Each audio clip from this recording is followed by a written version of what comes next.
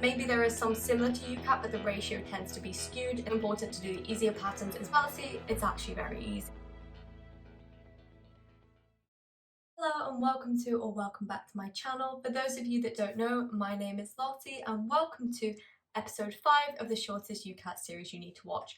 So this week it's going to be abstract reasoning, and you may have noticed I'm in a different location. So I am now in England and I'm here for good, which feels very strange moving back after being away for so long. And apologies for the very slow uploads over the last few weeks. I've been in Italy and unfortunately the Wi-Fi was very slow and I was unable to upload any videos, and literally every time I clicked it, it was like, this is going to take hours and hours and hours. And I kept trying and it didn't work. Eventually I did get one video to upload, which I'd filmed. Now it'll be about a month ago since I filmed that, but I couldn't get anything else to upload. So here we are. Someone's car alarm's going off.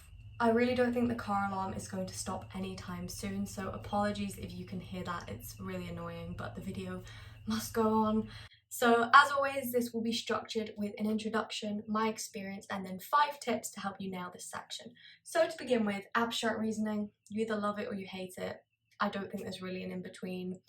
You have 55 questions in 13 minutes, which means you have roughly 14 seconds per question. So this one is very difficult for time. Obviously, not many people distribute their time like that. If anyone, I would say the majority of people spend longer on looking at the pattern first and then doing the questions quickly afterwards. So try not to freak out about the very short amount of time that you have per question, because when you're doing it, I don't think you'll really notice. So abstract reasoning can be broken up into 4 different question types. This includes the sequence questions, the set A, set B, or neither questions, the match the pattern to either set A or set B, and the this is to this as this is to this. Hi guys, this is Lottie from the future. I'm just editing the video and I've realised that I forgot to mention the average abstract reasoning score and the number of questions you can get wrong and still get 800, so I want to quickly do that now. So over the past 6 years the average has been 638, however weirdly last year it was much higher with 653, not sure why. And with regards to the number of questions you can get wrong, you can get 11 wrong and still get 800, so hopefully that puts your mind at ease a little bit. Moving on to my experience. Oh my god, I hated this section. I hated it so much. Like, quantitative reasoning and abstract reasoning were not for me. I know this is the section that most people tend to improve in the most, which relatively I probably did, but I didn't feel like I did. I felt like I was still really struggling at the end of it. I do feel like the results I was getting did reflect the results I got in the actual test, so it wasn't like a big drastic increase or decrease. Please don't let my absolute disgust for this section put you off though, because this is the one that most people love and that most people can excel in really well, and I actually enjoy teaching students this section. Weirdly, I just don't like doing it myself, but it's actually fun to talk it through, learn how to notice patterns, and of course it is very relevant to medicine and recognizing patterns. I spoke about that in my general advice video, so if you check that out you can find out all the details about why abstract reasoning is so important. But for now, let's move on to the 5 tips that are going to help you nail this section, beginning with tip number 1, which is make sure you do the UCAT official questions as well as Medify or Kaplan or whatever other resource you're doing. It's really important that you do this because most of the time the other resources tend to include more complex patterns, and what I've noticed is the ratio. The patterns, maybe there is some similar to UCAT, but the ratio tends to be skewed in the mocks in the sense that you get a lot of complex patterns and very few simple patterns when you're doing something from Medify, whereas in the UCAT official mock, you're more likely to get those very easy patterns. The reason it's so important to do the easier patterns is because if your brain is constantly adapted for looking for really difficult patterns, it can be difficult to see a very easy pattern and actually notice what's going on, because your brain tries to overcomplicate it and you think through everything, when in reality it's actually very easy.